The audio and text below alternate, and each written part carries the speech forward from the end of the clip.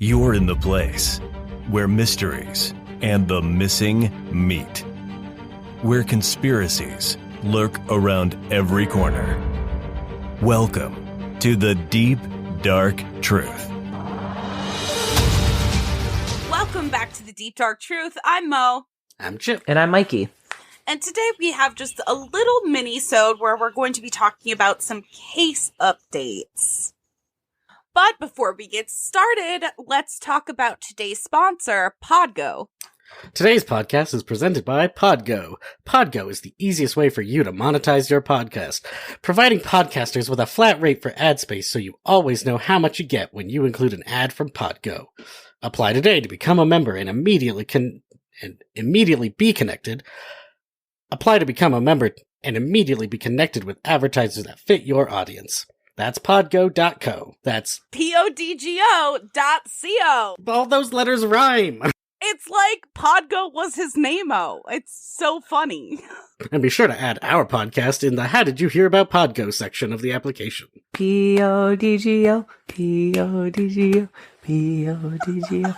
And Podgo was his name. That stays. That stays for sure. Moving on, the first case we're going to talk about is Natalia Grace Barnett, which you may remember from the orphan case all the way back at episode 4. It's been a long fucking time. We actually talked about this during our anniversary live show, but several of you have asked for updates, so here they are. All of the charges for neglect were dropped against Michael and Christine Barnett because the courts had changed Natalia's age, if you remember. And it appears that the court had to uphold the age change as it had been originally changed in a different court system. So they couldn't override it. And since they couldn't overrule that court system, her age was documented as an adult. And so they could not be charged for abuse or neglect of a minor. Some of the charges were also outside the statute of limitations since they had happened in 2013 and they were then prosecuting in 2019 going into 2020. But wait, there's more. Because the prosecutor tracked down Natalia's birth mother in Ukraine, confirmed maternity through a DNA test. So this isn't just like this woman says she is Natalia's birth mother. This woman is Natalia's birth mother. Very closely related to her in some capacity, probably mother. Yeah.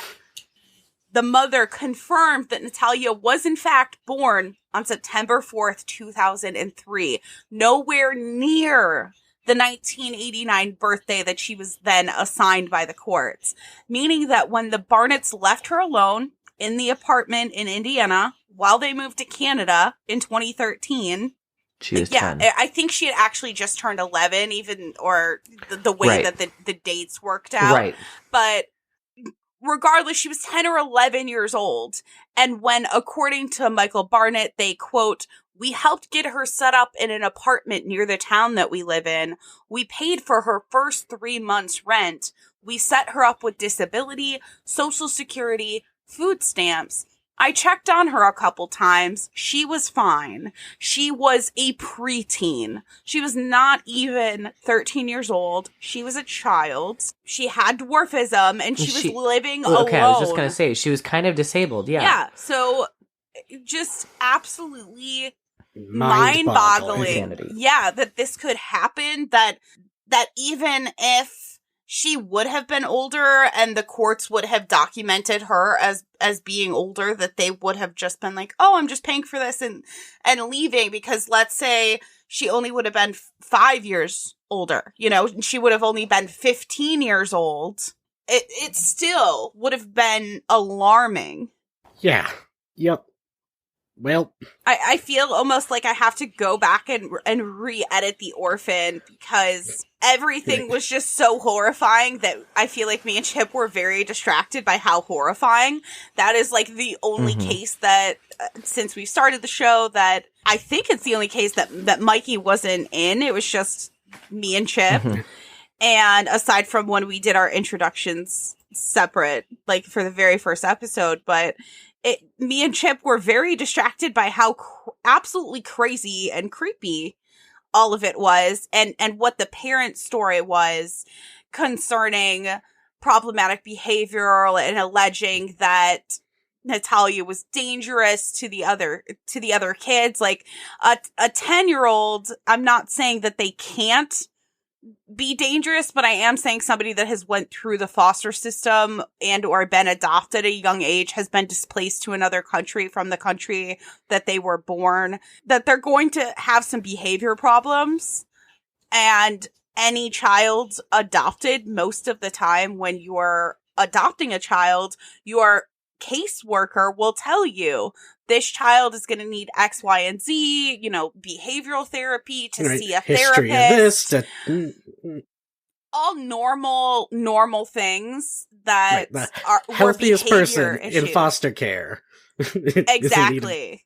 So much therapy is going to have behavior issues. That's not a judgment either. Absolutely not. Absolutely not. So that was a fun little horrifying way to kick us off, I guess. Let's re-record that episode entirely.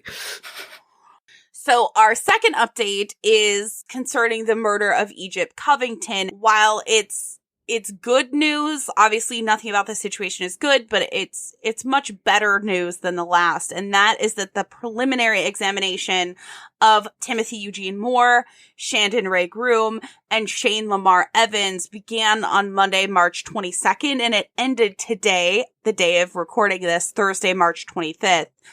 And it was concluded that there was probable cause for these three men to be tried for felony murder and first-degree home invasion. There are some other individual charges that are thrown in on some of them as well. The trial dates will be scheduled by the Wayne County Circuit Court, and we'll update you at a later time about that. You can also follow along with the Justice for Egypt Facebook group, which will be linked in the show notes. But Egypt's case is finally going to trial. Efficiency. It's just so crazy to me. And I've talked with other families, not specifically, as much detail necessarily as we got from Lindsay and Dwayne, but just about the power of, if it's been this long and it's been 3 years since there's been any movement from your local police department or your local homicide unit, that advocating to go to state police might be a better option for you, especially if you're in a smaller town that doesn't typically deal with homicides. And this case is the perfect example of that. Who knew? Now you know, listener. So hopefully soon there will be justice for Egypt, and we will let everyone know when we know some more.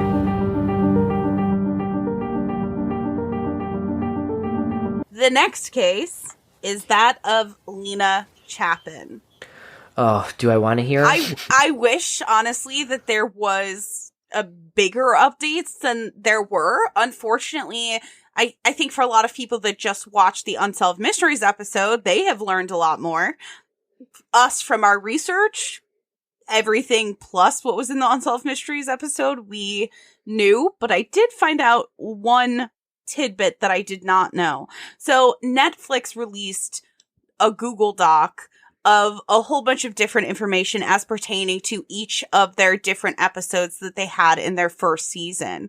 And that was just to help viewers find out some more information that could possibly lead to new discovery, new tips, and also in general, they know that their audience just likes sleuthing and likes trying to find out information, which doesn't always, I feel like, work in the best interest maybe of the case. But so Jennifer Klemp, who is the ex-wife of Chris Klemp, who Sandy was dating at the time, who is believed to be involved, told police that Chris admitted to plotting murder during an argument. Quote, she said they were having a screaming match, and he said something to the effect of, quote, I can't worry about this stuff right now. I've got to worry about killing a man, unquote. Which is very, very direct, and I don't know why I didn't see this reported absolutely anywhere. It was also alleged that Jennifer had dropped him off at the curb of Gary McCullough's house and picked him up later that night at some point during a certain period of time that seemed suspicious later to her that she then went and told police about. At that point, Jennifer told the police that Chris was scared or seemed scared. Quote, "I imagine that was most likely the nighttime Gary was burned," unquote. Good Lord. The producers evidently had obtained over 20 credible tips within 24 hours of the episode releasing on Netflix. And a producer told USA Today, quote, "We passed the information on to the appropriate authorities. We're hoping there's a lot of people who still haven't watched, and maybe this weekend they'll sit down and binge the episodes and get more leads," unquote. But none of those leads, even though they got passed on to the police, seem to have been made public. And of course, they're not going to say what those tips were, just that they handed them over to the police. So I am wondering if there are more things happening behind the scenes than we know, or if the police are still in a we don't have anything provable type of situation where they have their, their suspicions, but the tips themselves weren't able to produce enough evidence to make any real movement. To be fair, I'm absolutely sure you and I could have a conversation where we would be like, I can't worry about this right now. I have to go kill a man. Yeah. I have better things to worry about, like murder. So. Yeah, I mean, it doesn't talk very much about the context. I do think it's a very strange thing if he were to not say it cavalierly. Like, it would have been a strange way to put it. Like, I have to go kill a man, or I have to worry about killing a man.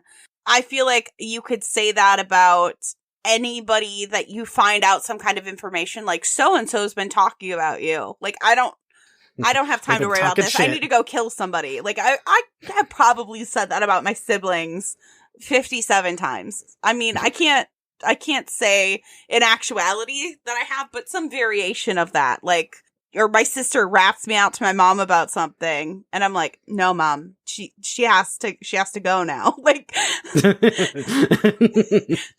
she has betrayed the covenant. Like, I have said all kinds of very weird things. I think it's the matter of it was said, and there's already so much suspicion. Yeah. Mm-hmm.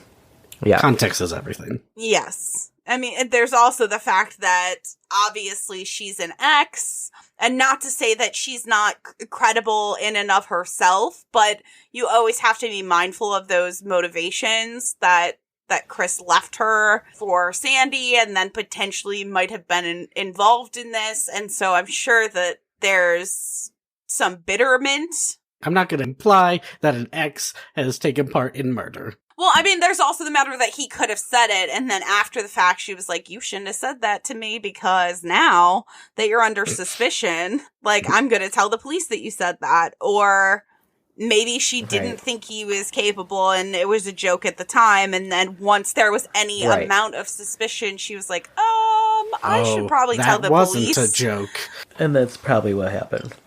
So that brings us to our final update on Jacob Landin.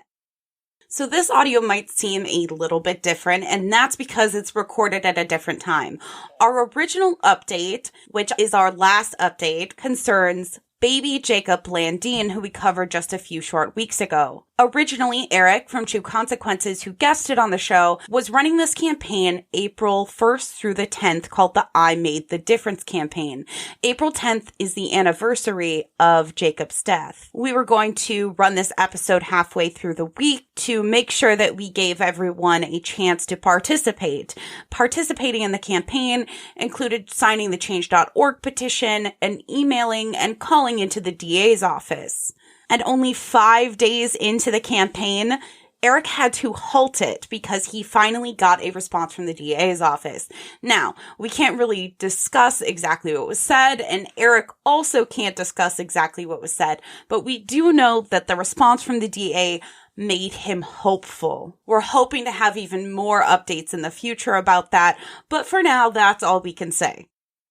I did look for some updates on cases like Scott Lilly and Chad Austin, and really, there just hasn't been any updates since last time we talked about it. Hopefully there will be in the future. But we do, as always, want to keep everyone apprised of anything that we've covered in the past. And it was kind of too long to just put at the top of an episode without adding on 25 minutes. So we really wanted to make sure that we got all of these out there. So we just wanted to share these updates with you and get them out into the world as quickly as possible and not have anybody guessing. If anybody sees any other updates in the future that maybe we might miss, please go ahead and send them to the Deep Dark Truth Podcast at gmail.com or call the tip line at 313-355-3411. You can also text the tip line. Until next time, I'm Mo.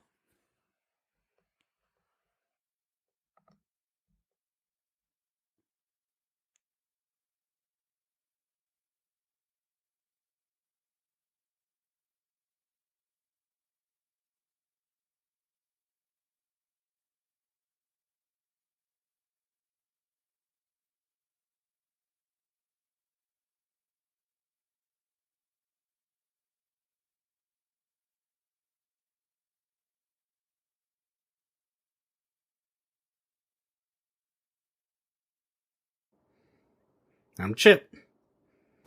And I'm Mikey. And Mikey's dying. Ouchie.